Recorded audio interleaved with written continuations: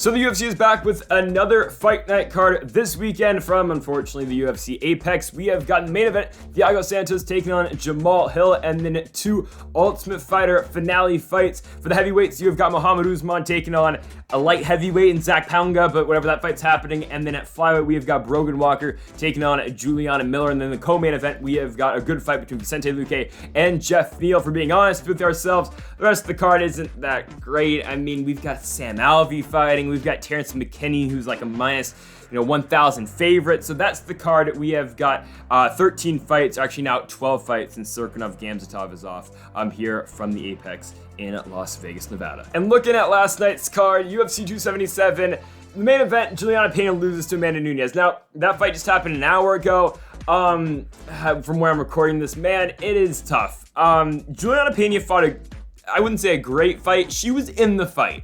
And I'll make the case they should fight again for a third time because I truly think Juliana Pena is really the only fighter that can beat Amanda Nunes. I don't think there's a lot of fighters that are willing to engage in that type of fight with Nunes. And Pena had that armbar in the fourth round. She slipped out, of course, did Nunes. Bunch of omoplata attempts from Juliana Pena. It's just that late in the fight, both those two are bloody, they're sweaty, it's just tough for her to get off one of those submissions. I do find it interesting that Amanda did go to the wrestling a lot towards the championship rounds. In the fourth and fifth rounds, she didn't want to really strike with Juliana, because I think, honestly, she was scared that something like the first fight was going to happen, like they're going to get into a firefight on the feet, and then eventually Amanda was going to get tired. Didn't end up happening. Nunes went to the takedown a lot, and of course, Juliana did have a little bit of success in the ground, but Amanda Nunes is the best women's fighter in the world right now. She won the fight. I would like to see them fight for a third time. It's likely not going to happen, because I think Juliana is going to be out for a while, but I do hope that we do see a third fight between those two. Anyways, though, we go ahead and find the card. Brandon Moreno's the interim champion, which is cool, I guess. And then Derek Lewis lost again, even though it was an early stoppage, kind of, but honestly, I wasn't too mad at the stoppage. I thought Lewis, and I wanted Lewis to win, but anyways, we'll see what Lewis does after this. But that is UFC 277. And folks, if you haven't yet, make sure that subscribe button down below for some more UFC here on the channel. So we kick off the card with Mayra Bueno Silva taking on Stephanie Egger. Find this interesting that Bueno Silva is a favorite coming into this fight. Yeah, she started the favorite for this one. Egger is 2-1 so far in the UFC, with her only loss being Tracy Cortez, who Cortez has been looking pretty good recently, beating Melissa Gatto in her last fight. Cortez is still undefeated in the UFC. She's 4-0. Mayra Bueno Silva, on the other hand, is coming in this fight after a win over Wu Yannan. It's a fight where Silva's lost success in the feet. She's outstriking Wu Yannan. It wins fight of the night on the Luque Muhammad card in April. And it's a good win for Bueno Silva. Before that, she loses to Manon Fiorot in a fight where, hell, it's Manon Fiorot. She's going to fight Katlyn Kupchagan. And if she wins, she's likely next for a world championship fight. But Fiorot and Wu Yannan both get takedowns on Bueno Silva. And same can be said about Silva's fight before Manon Fiorot, which was Montana De La Rosa. And given De La Rosa is a primary wrestler, she's a lot of success wrestling with her opponents, and again, she landed 3 takedowns against Bueno Silva. She had 10 minutes of control time in that fight, and of course that was a draw. It wouldn't have been a draw if the eye poke didn't happen, and I think it was the eye poke by Bueno Silva early in the fight. But anyways, that fight's a draw. Or actually, no, it wasn't an eye poke. It was grabbing the fence. That's what Bueno Silva did in the first round. But a lot of Bueno Silva's opponents have success taking her down. Marina Moroz did some in their fight all the way back in Brazil. Jillian Robertson took her down, submitted her. That's really been what's been stopping Bueno Silva from having a lot of success so far in the UFC. All of her opponents are able to take her down. It's just basically if Bueno Silva can limit the damage and just get up off her back against her her opponents in her fights. Stephanie Egger is going to come in here and she's going to try to take her down. Look at her fight against Jessica Rose Clark. She took her down and submitted her in the first round. Maybe I shouldn't have seen that coming when Jessie Jess went on to go fight Julia Stoliarenko about the armbar and all of that, and how Rose Clark isn't great in the ground. But Egger goes in there, she takes her down, she submits her. Now, I don't know how relevant that is now, considering Rose Clark's last fight, but still, it's a good win for Egger. And then her second fight in the UFC was a win over Shanna Young, where she was able to take her down and work her ground and pound and TKO her. Her one loss again is to Tracy Cortez, which she took on relatively short notice. Going into Abu Dhabi, Cortez is able to go in there and out-grapple her and out-scramble her on the ground. But again, I don't think that really matters in this fight, because Stephanie Egger will have an advantage in the takedowns, and the wrestling is Mayra Bueno Silva on the feet. Silva is going to have the advantage up there. Silva's going to be in her face. She's going to try to strike. She's going to try to throw volume and try to pressure Stephanie Egger in this fight. So you're looking at this one, grappler versus striker. You got the grappler and Egger, who, again, does have some success striking, but primary it has been the grappling out of her that has won her fights in the UFC, and has been Bueno Silva striking that has won her fight so far in the UFC. Pick your poison in this one. I mean, do you think the grappler wins? Do you think the striker wins? I'm going to go with the grappler. I think Stephanie Egger is able to take down Mayra Bueno Silva here. I think she's able to do it multiple times in this fight. Again, you just look at all the fights that Bueno Silva's had. It's not a matter of if Stephanie Egger will take down Mayra Bueno Silva. It's how will Mayra Bueno Silva react to the takedowns, and will she get up back to her feet, and can she limit the damage Egger is able to do on the ground. I'm going to say I think Egger is going to have some success. I'm going to go with Stephanie Egger to win by decision. I know both her wins so far in the UFC have been by stoppage, but I'm going to go with the decision now for Egger to beat Mayra Bueno Silva in the opener. Okay, so I think I know who's going to win this fight, but yeah, don't put money on it. We've got Corey McKenna taking on Miranda Danger Granger. Now, Corey McKenna is still very young. I mean, she is 23 years old. This is her third UFC fight. She lost a split decision in her last one to Elise Reed. That fight should not have been a split decision. She lost that fight. Elise Reed beats her in that one. And it was McKenna struggling on the feet against Elise Reed. McKenna wins the third. You give her the third round, but the first two definitely go in favor of Elise Reed. And she was having trouble with the striking out of Elise Reed in that fight. Again, McKenna trying to go back to takedowns a lot in the fight, and she was having some success with it. But again, it was the striking out of Elise Reed that won her that fight. You look at McKenna's first fight in the UFC, she loses the fight. I picked her to beat Kay Hansen, but I didn't think she won that fight. Hansen now, of course, no longer in the UFC, I don't believe. I think she's doing pretty well for herself on OnlyFans, I do believe. But anyways, Kay Hansen, and that's a true thing, look that up. Kay Hansen beats Corey McKenna in that fight, or well, technically she lost, but I thought she won the fight. It's a competitive fight, though. It was one of those fights that at the time we were thinking, okay, two really young prospects, why are they fighting so early in both their careers? I don't know why. Kay Hansen hopefully goes back to Invicta, wins the championship, comes back to UFC in about 2.5 years time. We'll see we'll see where that goes. But McKenna gets in the UFC by beating Vanessa Demopoulos. She wins it by unanimous decision on the Contender Series. And again, it is McKenna's wrestling in that fight, and it is just her pressure in that one that beats Demopoulos. A fighter in Demopoulos who isn't horrible on the ground. Vanessa Demopoulos submits Savannah Gomez-Juarez in her last 2 fights ago, and she beats Jin Yu Fry somehow, some way. Vanessa Demopoulos now has a winning record in the UFC, but that's besides the point. You look at McKenna's opponent in this fight, Miranda Granger. Now, Granger has lost back-to-back fights after winning her UFC debut against Hannah Goldie. She beats Goldie by unanimous decision. It's a fight where it's a striking fight, basically the entire one. Don't go rewatch it. It's boring. You go in that. I mean, Goldie attempts a lot of strikes. She kind of empties the gas tank in the third round, doesn't land much. You give the first two to Granger. You maybe even give her the third. It's just not a great fight. Don't watch it.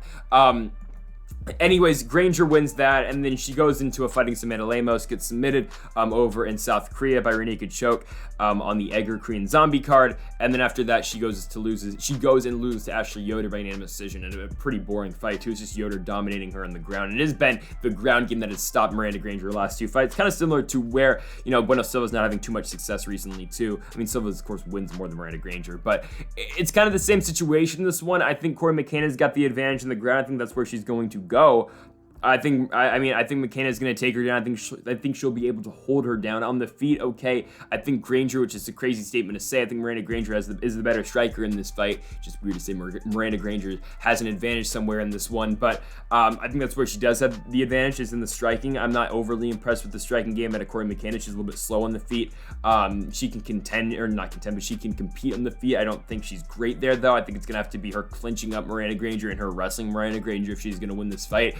And that's what she's going to do. Again, don't put money. Corey McKenna at a 2-1 favorite. It's not great, but still, I think I'm going to take her in this one. I'm going to go Corey McKenna to win this one by decision. So next up, we've got Jason Witt taking on Josh Quinlan. For Jason Witt, it's been a mixed bag of results so far in the UFC. It's been wins and losses being traded. Comes in, loses to Takashi Sato. Sato gets him early in that fight, knocks him down, it finishes him on the ground, TKO win.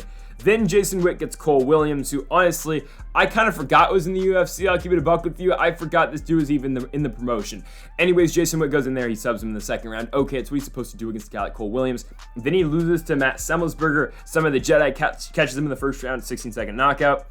And then he beats Brian Barberena, which looking back at it now is a great win because Brian Barberena is now coming off a win over Robbie Lawler in his last fight. It's a back and forth fight. Jason Witt's coming there, he brings the wrestling. He's able to take down Barberena 8 times in that fight. He wins it. And then after that, Jason Witt goes in, he loses to Phil Rowe, gets knocked down in the second round. Okay.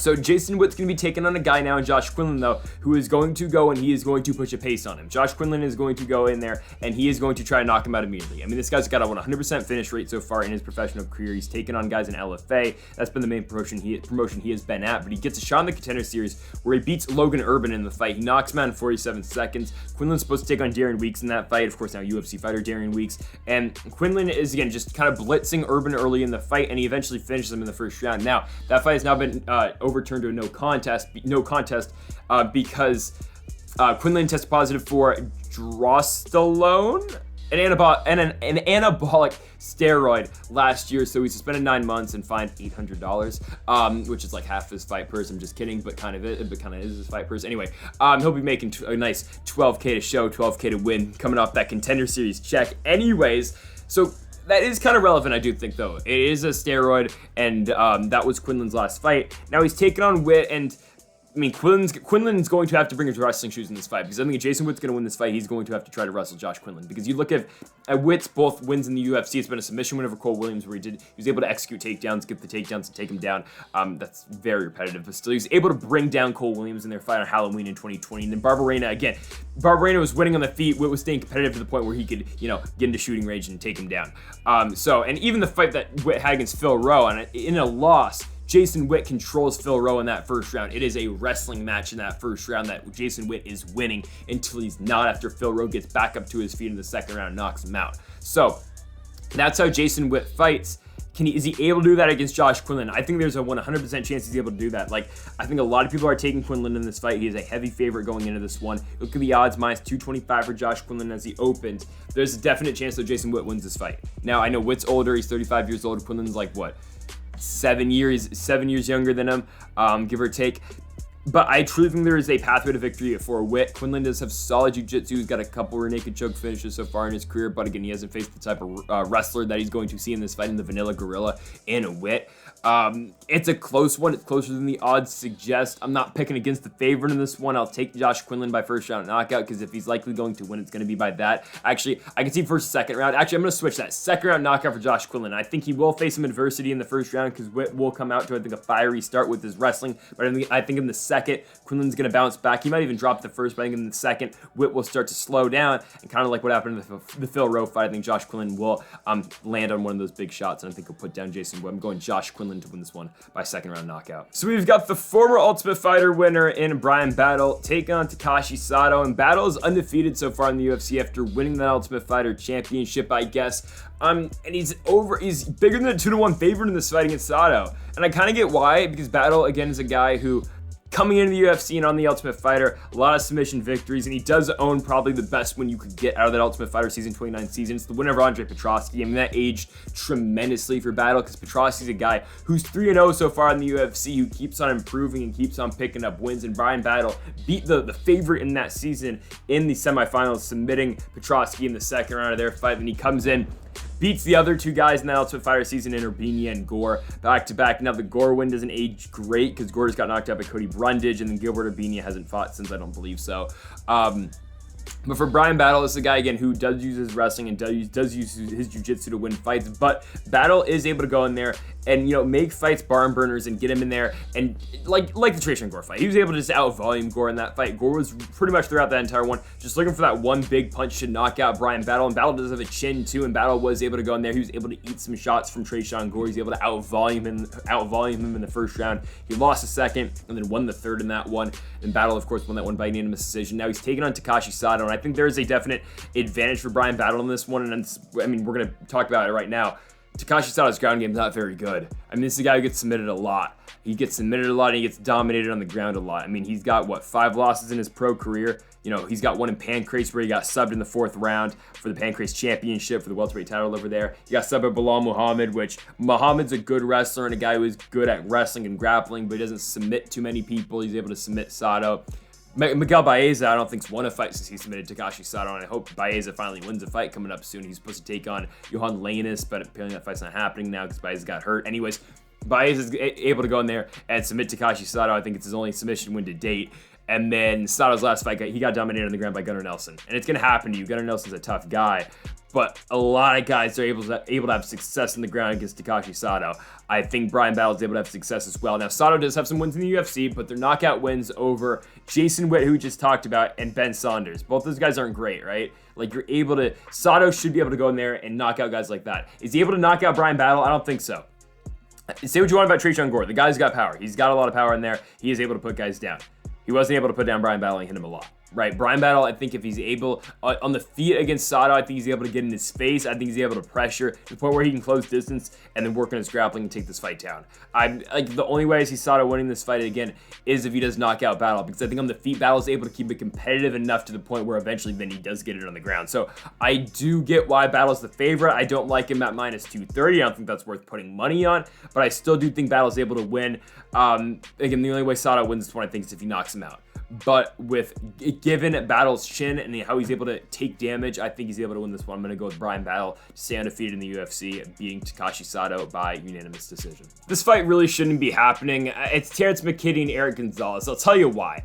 Eric Gonzalez is a low-level UFC fighter. This was an interesting signing to begin with when he came to the UFC because, I mean, Gonzalez, he beat some guys and not even Combate. He didn't have too much success in Combate, honestly. I mean, he had some wins over there, but he loses to Danny Ramirez, he loses to Andres Quintana, he loses to Rafa Garcia, loses to Humberto Bandeira as well. He loses some fights, and then he goes in, he wins 2 fights on some independent promotions in Mexico. He wins both of them against guys who are 6-5 and 5-3 respectively. He gets signed to the UFC to take on Jim Miller on short notice, and Miller knocks him out in the second round. I know Miller's got a lot of power now, and he's in the late career resurgence. He just beat Cowboy Cerrone in his last fight, and Jim Miller's now on, a 4-fight winning streak this late in his career. It's kind of incredible, but Terrence McKinney's a dog, dude. McKinney's good. I know he lost the fight to Drew Dober, but you just saw what Drew Dober did to Rafael Alves, who's a good striker too, and is a good guy on the feet. Dober's really good, and Terrence McKinney almost got him out in there in the first round. I mean, people forget how good of a first round that was between Dober and McKinney. It's back and forth. Dober's got him dead to rights early, but then McKinney's got him dead to rights early, but Dober comes back. McKinney kind of starts to tire because he went for the finish early. Dober gets him on the ground and eventually finishes him with the TKO ground and pound. It's a tremendous one-round fight. It's a good 3 minutes, maybe the best 3 minutes of MMA fighting you are going to see this year. It's tremendous. It's in the Apex in March. But other than that, Terrence McKinney's been pretty dominant. I mean, I know he lost in the Contender when he fought Sean Woodson. We'll excuse that. He beats Matt Frivola, the steamroller Frivola, knocks him out in 7 seconds in his UFC debut in Arizona in June of 2021. And then he beats Fares Ziam. He chokes him out in the first round. Terrence McKinney can get it done on the feet. He can get it done on the ground. I think this fight with Eric Gonzalez is a matter of, okay, does McKinney submit him or does he knock him out? Because I think Gonzalez is going to be willing to strike with him, obviously, because that's where Gonzalez is best at, is his striking. But you just saw him get beat on the feet by Jim Miller pretty significantly. Miller, to that point, even before the knockout, was winning on the feet. He won the first round on the feet. Gonzalez wasn't having too much success standing. He took Miller down at one point in the fight, but again, couldn't do much with it. So that's open for McKinney. I think he can go in there. I think he can knock out Gonzalez. I think he's got a huge advantage on the ground. Terrence McKinney's got some jiu-jitsu. He's got good wrestling too. I think there's a huge submission and jiu-jitsu game advantage for Terrence McKinney in this fight. Like the Fares Ziam fight. He went in there and just took Ziam down and dominated him down there. Again, there's a reason this guy's a minus 1,000 favorite going into this one. People are confident in Terrence McKinney, and I am too. It's just a matter of, okay, does he get him out of there by knockout? Does he get him out of there by submission? I'm going to go knockout just because I think it's more likely. I think on the feet quickly, Terrence McKinney gets him out of there. I wouldn't be surprised, though, if McKinney just feels a little bit of danger on the feet. He goes to the wrestling and he takes him down and he submits him right away. And this one, I don't think it's out the first round. Terrence McKinney first round knockout. I don't love the matchmaking here, but it gets Terrence McKinney another victory. He goes to 3-1 in the UFC with a first round knockout victory over Eric Gonzalez. So we go from a fight where a guy was a minus 1,000 favorite to a Sam Alvey fight. I mean, why is Sam Alvey still in the UFC? We have this discussion every time he fights.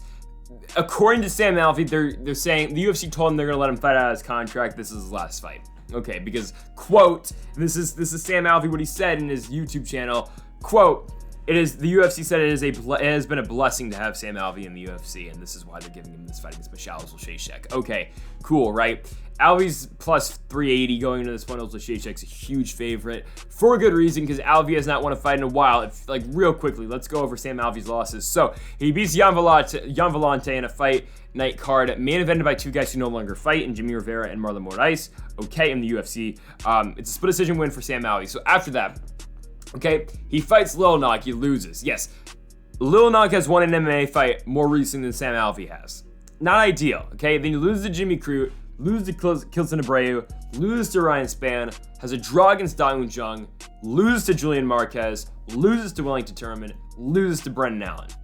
What are we doing here? The guy is on an 8-fight winless streak, a 7-fight losing streak. He has not won since June of 2018. It has been a while. Where was Michal Oleksiejczuk in June of 2018? Yeah, he'd be coming off his first fight in the UFC where he lost to Khalil Roundtree, right? It's just weird. It is so weird. Actually, no, Oleksiejczuk beat Roundtree. Excuse me. It was no contest. We got overturned.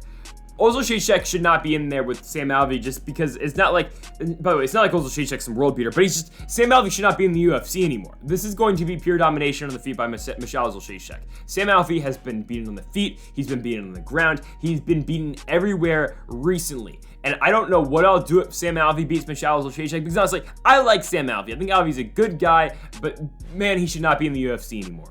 Michal Oleksiejczuk is going to beat him, and he's probably going to knock him out in the second round. I think Alvey will get out the first because he's kind of durable, but not really anymore at this point of his career. But I think first round is going to be kind of a feeling out process, even though I know Oleksiejczuk's got 2 first-round knockouts, or 3 first-round knockouts in the UFC. I think he'll get this one. Actually, no, Sam Alvey kind of sucks at this point. No, first-round knockout for Michal Oleksiejczuk. I don't think this one's going to last long. I'm going to say the late first-round knockout for Oleksiejczuk. It's just, again, what do you want me to say out of Sam Alvey at this point? I don't think there's anything I can say about Oleksiejczuk. This is a guy who's like a borderline top 20 light heavyweight. Alvey should not be in there against Michal Oleksiejczuk. He should be in there with the lowest level UFC light heavyweight that is on the roster right now. I don't know who that is, honestly, off the top of my head. I mean, is it Alexander Gustafsson? It's not. Even though they should have given Gustafsson Alvey so Gustafsson can go out to win. They should have given Alvey, God, Stefan Chukwi, I think is probably like the lowest level light heavyweight I can think of on the UFC roster. Danilo Marquez isn't there anymore, just won a fight outside the UFC. Yeah, I think it's Stefan Chukwi. Oleksiejczuk, if he's still in the UFC, I don't know if he is. I know Bukowskis is not anymore. Yeah, no, like they should have given him Oleksiejczuk. Instead, they are feeding him to Michal Oleksiejczuk, and he's going to get his head knocked off in the first round. Michal Oleksiejczuk wins this one by first-round knockout. So next up at flyweight, we have got Ariane Lipski taking on the zombie girl, Priscilla Cachoeira.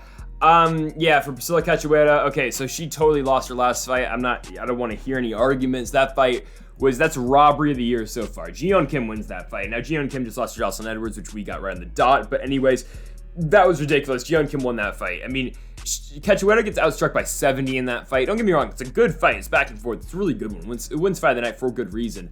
But, I mean, my goodness. Like, what are we doing there? Like, I don't know what fight the judges were watching, but Jeon Kim won that one, and they gave it to Priscilla Cachoeira. Okay? And Cachoeira's wins in the UFC have been bad fighters. They just have, other than Jeon Kim. And she only has got 2.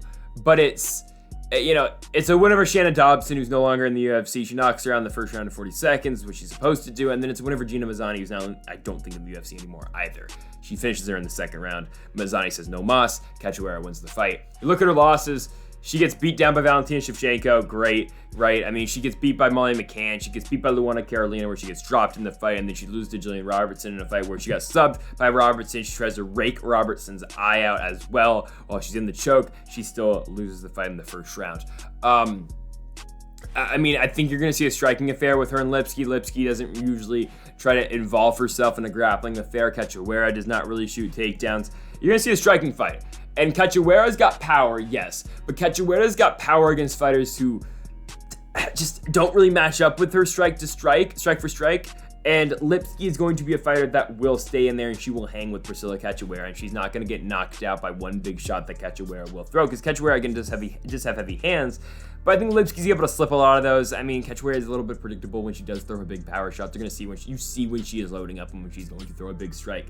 Lipski's going to see that. I think Lipski will pick her apart on the feet. I think on the ground, Lipski's got an advantage. Of course, she has the big knee bar win that did win her submission of the year, or at least it was nominated for, which would be Luana Carolina. And if you want to play MMA math, okay, Lipski beat Carolina and Cachoeira lost to Carolina.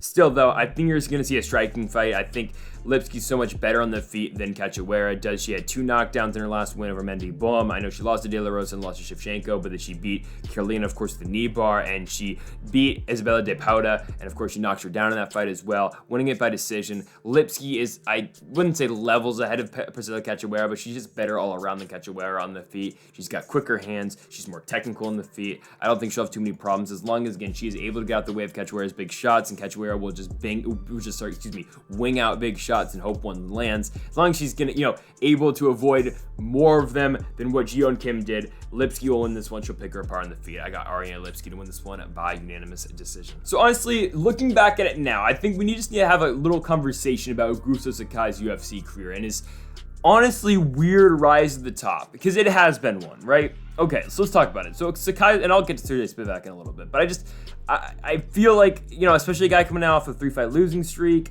who, had a quick rise to the top, who was ranked, who was fighting Alistair Overeem in a main event, with back-to-back main events. I think it's just weird. So, okay, Sakai comes in, he beats Chase Sherman. We know what Chase Sherman is. I know he just picked up a win in his last fight, but Chase Sherman is not the greatest UFC fighter. And of course, he won his last one, good for Chase Sherman, but Augusto Sakai is supposed to beat Chase Sherman. Okay. His second fight in the UFC is a win over Andre Arlovski.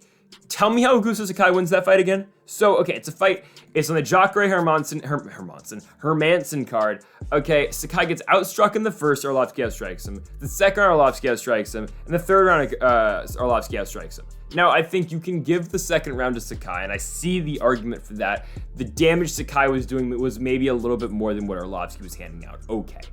But the first and third, yeah, that's Andre Arlovski. Like, I don't know how you give that fight to Augusto Sakai, but anyway, Sakai wins a fight against Arlovski, and it's, the opposite of what Arlovski's been doing recently, which is winning close split decisions, or just winning decisions in general. But it's a weird fight, and I don't know how you give that to Augusto Sakai. And then it's the win over Marcin Tybura, which, okay, looking back at it now, that is Augusto Sakai's biggest win, and I think it is his best win, and I think it's the win that still means the most, because he's able to go in there and he's in 60 seconds he's able to beat Marcin Tybura and knock him out. And if any of all the points I make about, coming up about Augusto Sakai, the one thing that contradicts my points that I'm about to make is this fight against Marcin Tybura. It's him knocking out Tybura right away. But when you think about it, Tybura is not a guy who's going to go in there and strike with you most of the time. Tybura is going to try to take you down and work his ground and pound. Tybura didn't shoot for a takedown in the 60 seconds that fight did last. Sakai got to him quick, and of course he finished him by TKO. Okay, Sakai's fourth fight in the UFC is Blagoy Ivanov. He's undefeated going that one. He beats Blagoy by split decision. It's a fight in the Apex, the first Apex card, Woodley and Burns. It's a fight that, let's be honest, Sakai is going to lose if he didn't grab the fence in the third round. It did not get called. The referee was Jason McCoy. Jason McCoy did not see the fence grab, and that one takedown that Sakai is able to stuff in the third round keeps him from winning that fight, or keeps Blagoy from winning that fight. Augusto gets the nod by split decision. That's the rise. That's the weird, funky rise to the top for Augusto Sakai. But when you think back at those wins, with the exception of the Tybura win, they're not great. Because the Blagoy fight, Blagoy's got some success in the feet, right? It's a fight that maybe you can give to Augusto Sakai. But I give the first round to Blagoy, I give the second round to Blagoy, the third round is close. That I would probably give to Augusto. I'm just saying, okay? You look at the Alistair Overeem fight, and again, if the fence grab never happens, then maybe you give, Blagoy all 3 rounds in that fight. I'm just saying. Okay, or if you deduct a point, he wins all 3. Okay, or the fight's not even close. The Augusto Sakai Alistair Overeem fight, Overeem finds something in the game of Augusto Sakai and he attacks it in the third round. He doesn't lay off it. In the third round, he sees, okay, Augusto Sakai is tiring. He hasn't been in this environment before, and I can take this guy down and I can have success down there. Because Alistair loses the first two rounds in that fight. He arguably loses the third. But he sees that in Augusto's game. He sees that, okay, and this is kind of a washed Overeem too, but he sees I can take this guy down, I can hold him down, and eventually in the fifth, he finishes him with strikes because that fourth round was so dominant. It was just him laying on the strikes on Augusto Sakai and eventually winning it. So Overeem gets the win in that. Then Sakai is booked in the main event the next year against Jairzinho Rozenstruik. He gets knocked down in the first round, and Big E Boy's able to go in there, cut off the cage, hit him with a big shot, and knock him out. So you got 2 straight wins then straight losses, for Augusto Sakai. He's booked against Tai Tuivasa, which, to be fair, at the time we didn't know really how good Tai Tuivasa is, and I think to this point we still don't know how good Tai Tuivasa is, considering Lewis's next result against Sergey Pavlovich, but still, Sakai goes in there, he gets knocked down in the second round. Tuivasa has a lot of success in the feet, and he knocks him out in the second. Okay, but do you see a pattern in some of these fights, though? Augusto Sakai, again, well, actually, this is not a pattern, it's something I picked up on. Augusto Sakai's takedown defense isn't all that great, okay? And now he's going to take on a guy in Sergey Spivak who, that's all he does, right? If Alistair Overeem is able to drag you into deep waters late in the fight, what is Sergey Spivak going to be able to do? And especially if Overeem's able to drag you into deep waters with his wrestling, it's something he's not known for.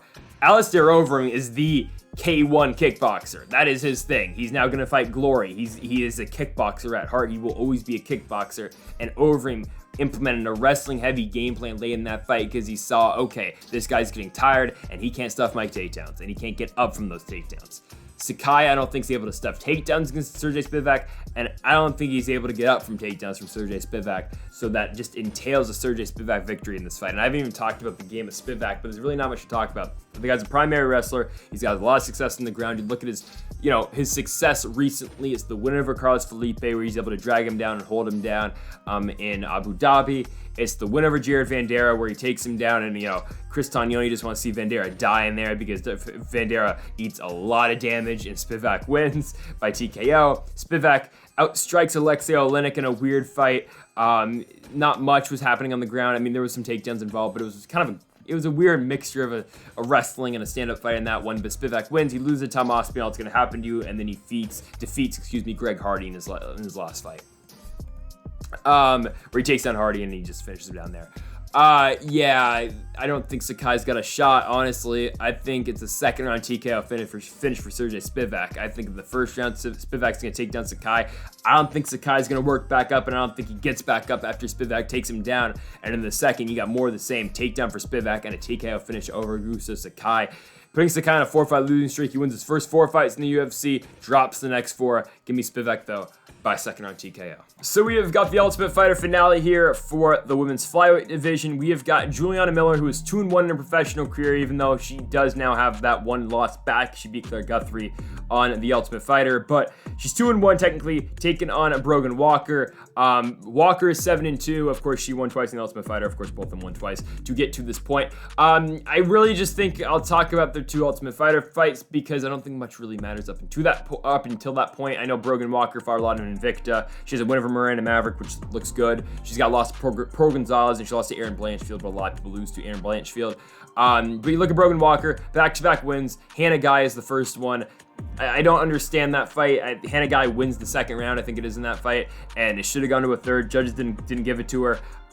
So that was the fight. Brogan Walker wins the first 2 rounds. She advances to the second round. I think in the second round of the tournament. I think it's something to note that Brogan Walker was dealing with an injury throughout this entire tournament. But just saying something, she still wins the 2 fights. She beats Laura Gallardo in her second fight. Gallardo is a fighter who's a replacement in the Ultimate Fighter. Primary wrestler. Brogan Walker is able to stuff a lot of her takedowns, keep it on the feet, and have a lot of success up there. Gallardo really didn't do much against Walker in that one, and Walker, of course, advances to the finals. Is taking on Juliana Miller. Miller's a primary grappler. A lot of jiu-jitsu tournaments for a lot of grappling matches out of Juliana Miller. Again, only 2-1 in her career. But on the Ultimate Fighter, she wins the first one. She gets that win back against Claire Guthrie. She wins by unanimous decision. Dana White loved that fight because both those two went out there and they slugged it on the feet. Juliana Miller, again, primary jiu-jitsu fighter, primary grappler, but isn't afraid to throw big strikes and isn't afraid to take a big strike as well. She's really wild on the feet, and she isn't, I would say, the most technically sound striker, but she gets the job done. She gets the job done to close distance like she did in the Caitlin Neal fight. Now, Caitlin Neal, she subs her in the second round. I think it was the second round, yeah. You kind of knew that result going into that fight because UFC I followed the UFC roster watch account on Twitter, and Juliana Miller was already added to the roster before the episode aired when she fought Caitlin Neal, but She beats Kayla Neal by Kimura in the second round, showing that, okay, again, she's got striking, and she's got the jiu-jitsu as well. She's able to mix both those up in her fights. I think that is what's going to make it tough on Brogan Walker, is that Miller will always be in her face. And yes, I think Brogan will have success in the feet, but of course, Brogan Walker isn't knocking anybody out. At least I don't think so. She doesn't have a knockout win so far. She does not have a knockout win, so far in her professional MMA career. I don't think she's going to put away Miller, because you look at the fight that Miller had against Claire Guthrie. She eats bombs in that fight, and she is still walking forward, and she is still asking for more, and she is still beating Claire Guthrie on the feet. So I think Miller's always going to be there, and Miller's always going to make it a barn burner on the feet, to the point where I think eventually Walker is going to slip up and she's going to expose herself to get taken down by Juliana Miller. I think then that's where Miller does have some success as well, on the ground, wrestling her and just putting her into weird spots like she did against Kayla Neal, where she submitted Neal in their fight. I think she might be able to submit Walker as well.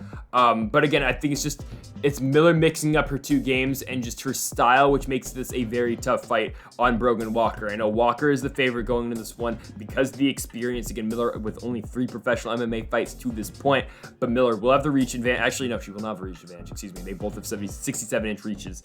But Miller, the taller fighter, if she is just able to go in there, implement that style, get into Walker's face, and just make it an interesting fight and switch it up when she has to.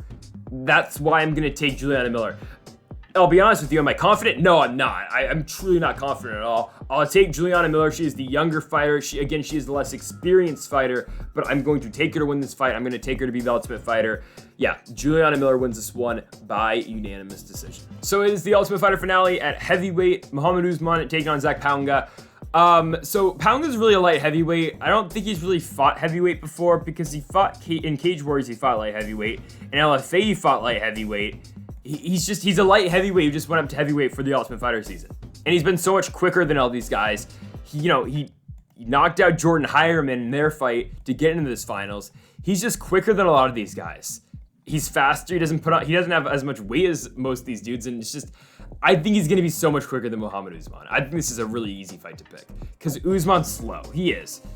He arguably lost the fight to Eduardo Perez. He gets the win by split decision. He beats Mitchell Seep. It's a fight where Seep is just mocking Usman for no reason. It's a weird one. After every little thing Mitchell Seep does well, he starts, showboating and playing to the non-existent crowd in the UFC Apex. Amanda Nunes is telling him, come on, dude, we gotta go, Mitchell. We gotta, He puts like, Seep put together a really nice combo, and he'd be like, okay, he kind of stunned Usman, and then you just play up to the crowd a little bit. And then even when he got hit, he'd play up to the crowd.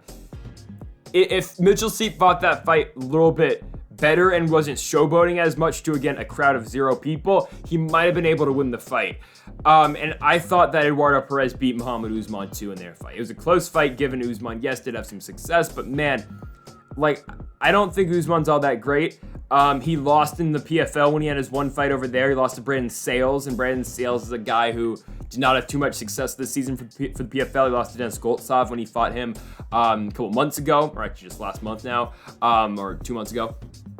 Usman had a fight with Dontel Mays back in the day in 2018. He lost by decision.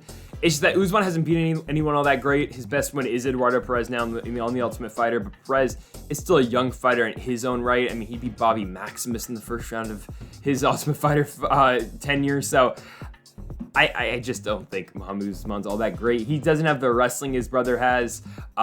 He can take guys down, but he's not, the greatest with it. He's slow on the feet. He throws big power shots, and I just think this is kind of a nightmare matchup for him. Zach Pauga's a quick guy. He's a quick heavyweight in there. He is going to throw that jab out there. He'll throw the right over the top. He'll throw the cross over the top, and he'll probably sit down Usman in this fight. I don't know if he's going to knock him out, but I just think Pauga is just so much quicker. I think he's able to outpoint Usman pretty decisively. I think he's going to win this one by decision. I think this is one of the easier ones to pick on this card. When you looked at the Ultimate Fighter guys who were, the guys who were on this Ultimate Fighter season, I'll be honest with you, I didn't know most of these guys. I knew who Usman was going into this one. I kind of knew who Pauga was from Cage Warriors. But again, you have a light heavyweight in there, and this is what happened when, not to a certain extent that it was, when the UFC of the women's featherweight Ultimate Fighter season, when Macy Chasson won and Penny Kianzad was in the lost to Chasson in the finals. But you have a fighter who normally fights at 35, and I know Chasson's fighting 45s again now, but a fighter who fights bantamweight going up to featherweight, winning the Ultimate Fighter season up there because there just really aren't featherweights, to this one where Pauga is a light heavyweight going up to fill an 8th spot at heavyweight. And again, it is a light heavyweight who has better skills than most heavyweights do. And this is just the thing in MMA in general. Most light heavyweights are going to have more technical skills than heavyweights are. Just like how Joe Rogan says a lot in the broadcast tonight for the pay-per-view card, flyweights are the most technical fighters. They have the most skills as a fighter. And I think Daniel Cormier said this too, that if Daniel Cormier was a flyweight and he just, if Daniel Cormier was just a 125-pound fighter, the fighter that fights at light heavyweight, that is Cormier, would have a lot of trouble at 125 just because how technically sound those guys and how quick those guys are at 125. Same thing goes in this one. Zach Pauga is so much better and much more technically sound than Muhammad Usman is. He's going to win this fight because he's got more skills than him on the feet. He's quicker on the feet. He's just all around better. He should be able to stuff takedowns from Usman. I think that's the one spot where Usman is going to have the advantage. It will be the power and it will be the strength. So if Usman is having, if Usman can push Pauga against the fence and he can work wrestling, maybe he will have some success, but I feel fine with Pauga fighting them off and working his takedown defense. I don't think Pauga is going to have too many problems in this fight. It's just a matter of will he eventually finish Usman late in the fight or will he beat him by decision. I'll go Pauga by decision. I think it's pretty dominant. I think Usman's going to tire as soon as this fight gets into the second half of the second round. I guess Zach Pauga to be the Ultimate Fighter Season 30 heavyweight champion, joining Juliana Miller as the 2 champs of this season. So in the co-main event, we have got a fight that maybe is deserving the main event spot in Vicente Luque and Jeff Neal, just because considering one guy in the main event hasn't had too much success recently. But anyways, Luque and Neal in the co-main. I really like this fight. Vicente Luque is never in a bad fight, truly. I mean, this guy really just goes in there and he throws bombs, and he's trying to submit his opponents as well. I know his last fight didn't really go the way we wanted it to against I'll remember the name Muhammad, but Muhammad beats him. What did we learn in that fight? It's that Luque, Luque got up from some takedowns from Bilal, but Bilal was able to just be competitive enough on the feet to the point where he could close the distance, get takedowns, and just win half the round on the feet, win half the round on the ground, win half the round wrestling, and then he was able just to be competitive enough on the feet to the point where he was able to outpoint Luque in every single round, or most rounds. He won 4 rounds in that fight. It was a good one for Bilal. Don't get me wrong, it's a really good one for Muhammad. I hate on Bilal Muhammad a lot. Sometimes it's a joke, but still, it's a good one for Bilal Muhammad. But before that, Luque was on a roll, man. He comes in there after losing to Wonderboy. He beats Nico Price. He finishes him in the 3rd round. It was a doctor stoppage, but still, he beats Nico Price. It's a tremendous victory. He beats Randy Brown, knocks him out with a knee, and then he goes in there. He beats Tyron Woodley. He hits him with the Darce, and then he submits Michael Chiesa with the Darce again after that. Luque's really good. Vicente Luque is a tremendous fighter who just lost to Bilal Muhammad, and I hate to say it, Bilal Muhammad's really good at fighting. I know we hate on him, but he's a good fighter. He just is. Now, I think Sean Brady might get him. I don't know. Bilal might win that fight too, and oh my goodness, then we're going to be looking at Bilal in like a number 1 contenders fight against like a Colby. Actually, Colby would never fight Bilal Muhammad just because it's not a name, but like Bilal might find himself in a fight with Gilbert Burns. Like, I mean, right? A fight like that. But Luque is still a good striker. He's got hands, and if the fight hits the mat, he's dangerous down there. Now, Jeff Neal's got really good takedown defense, and Jeff Neal is able to work back up to his feet really quickly. Like, Ponzinibbio took him down once in their fight back in December last year. It's been a while, by the way, since Neal's last fought. But even the fight against Ponzinibbio takes him down, but Neal works right back up right away. And he's a tough guy to take down. He's a tough guy to take down, but more importantly, he's a tough guy to hold down.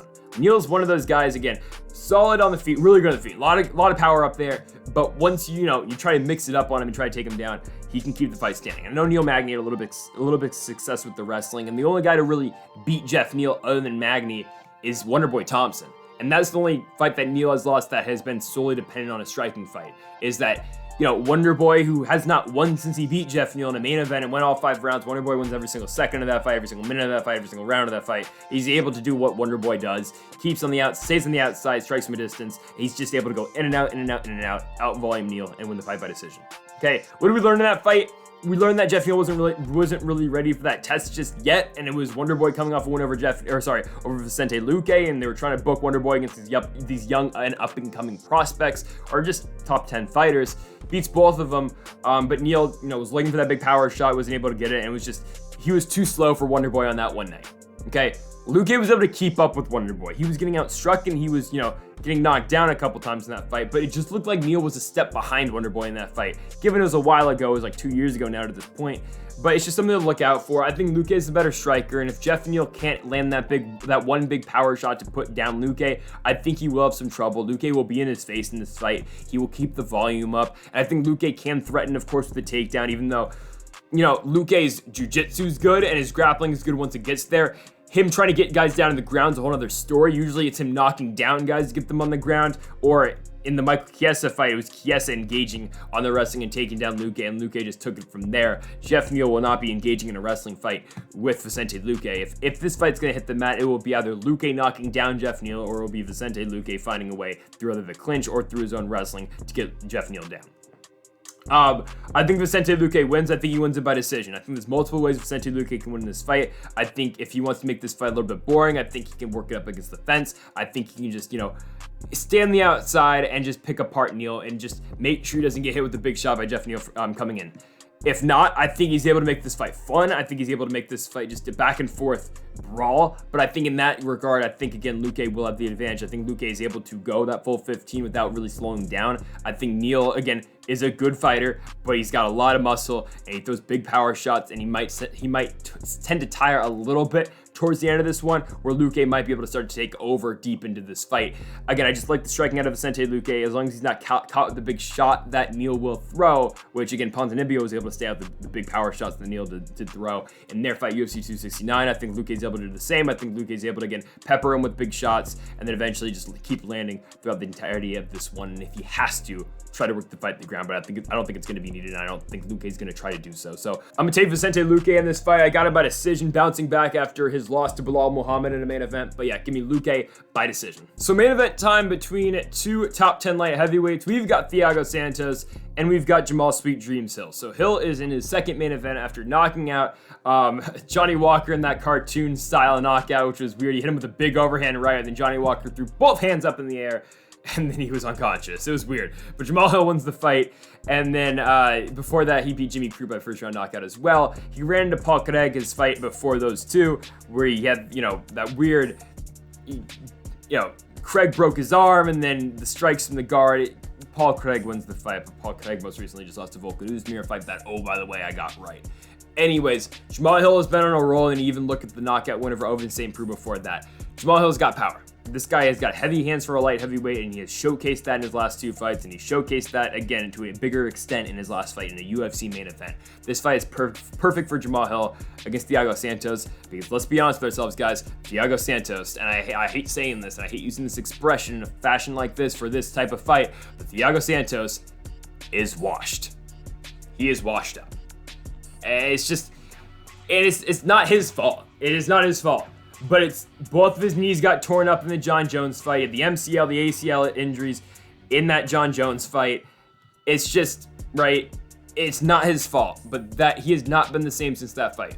He looked great in the John Jones fight, and he was competitive in the John Jones fight. Before that fight, he was knocking out Jimmy Manuwa. He was knocking out Jan Blachowicz. He was looking so good. He gets in the John Jones fight. He has a split decision in that fight. He's the only man to have one judge think he beat John Jones in the entire, in all of John Jones, 22 professional fights, 23 professional fights. He's the only man to win on a scorecard against the great John Bones Jones.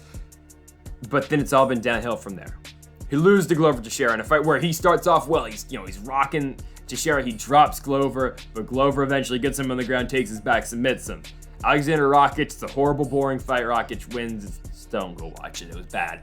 He beats Johnny Walker. He outstrikes Johnny Walker for 5 rounds. Let's be honest with ourselves, though, that fight was boring. Thiago Santos landed more significant strikes in the boring Alexander Rakic fight than he did in a whole 5 rounds against Johnny Walker.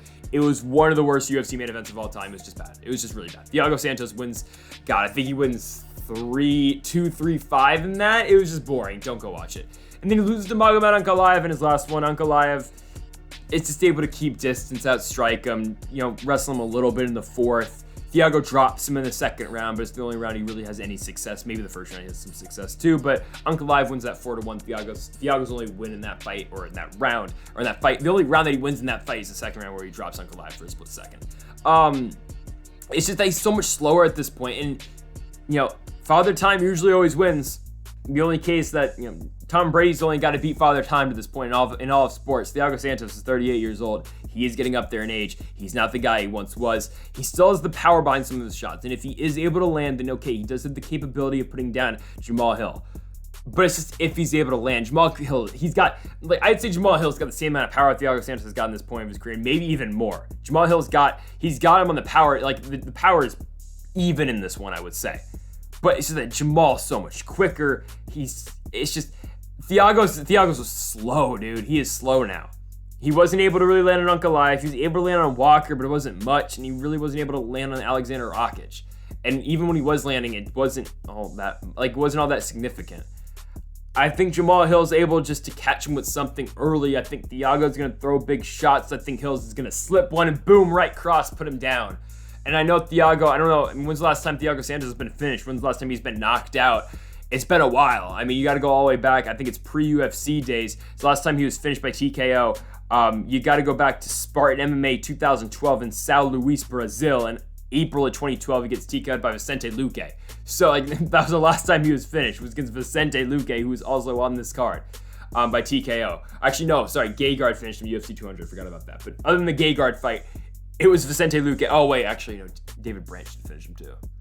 Anyways, he has been knocked out 3 times. The last guy to knock him out was David Branch back in 2018. It has been a while. I think Jamahal Hill, though, is going to be the 4th guy to finish Thiago Santos. I think he's just so much quicker. I think Thiago is going to overextend on a big power shot that he will throw early. That will be slow. It will be timed. I think Jamahal is going to be able to slip one quick, boom, catch him with one, and put him down and finish him on the ground. Jamahal Hill has got power. You have seen what he's able to do against these guys like OSP, like Jimmy Crute, and like his last win over Johnny Walker. That is what he's able to do against these light heavyweights. He's quicker than a lot of them. He's got more power than a lot of them. And I think it's more the same against the 38-year-old Thiago Santos. I think Jamahal Hill keeps the winning ways going. He comes in this fight, his second UFC main event, and he knocks out Thiago Santos, and he gets it done yet again in the first round, just like his last 2. So Jamal Sweet Dreams Hill is going to come in here in his second UFC main event and beat Thiago Santos by first round knockout. And folks, thank y'all for watching another UFC preview and predictions here on the channel. Unfortunately, this one is hailing from the UFC Apex, but again, the end is not near with the Apex. Santagan and Song Yadong is going to be in the Apex in a couple months, and I think they're scheduling another one for that. I know it's not the main event, but the fight card that Ilia Topuria and Edson Barbosa is on is looking like it's going to be an Apex card, and it's looking like Mackenzie Dern and Yang now is going to be an Apex card too. So they can't get away from the stupid Apex, but we're back here yet again. We'll be back next week, though, from a fight night in an arena over in San Diego, California. What a main event. Chito Vera, Dominic Cruz. Maybe the winner of that fight gets a title shot. I don't know. 135 is so loaded, though, because you got Marab and Jose Aldo fighting. You got Piotr Jan fighting Sugar Sean. You got TJ Dillashaw, Aljamain Sterling. 135 is tremendous, but another great fight at bantamweight next week in Dominic Cruz's hometown of San Diego, California. You don't want to miss it. Chito and the Dominator next week, again, from sunny California. So, folks, thank you for watching. Make sure that subscribe button down below for more. Leave a like if you did enjoy the video. Give a like, thank you for watching, and Mamba forever.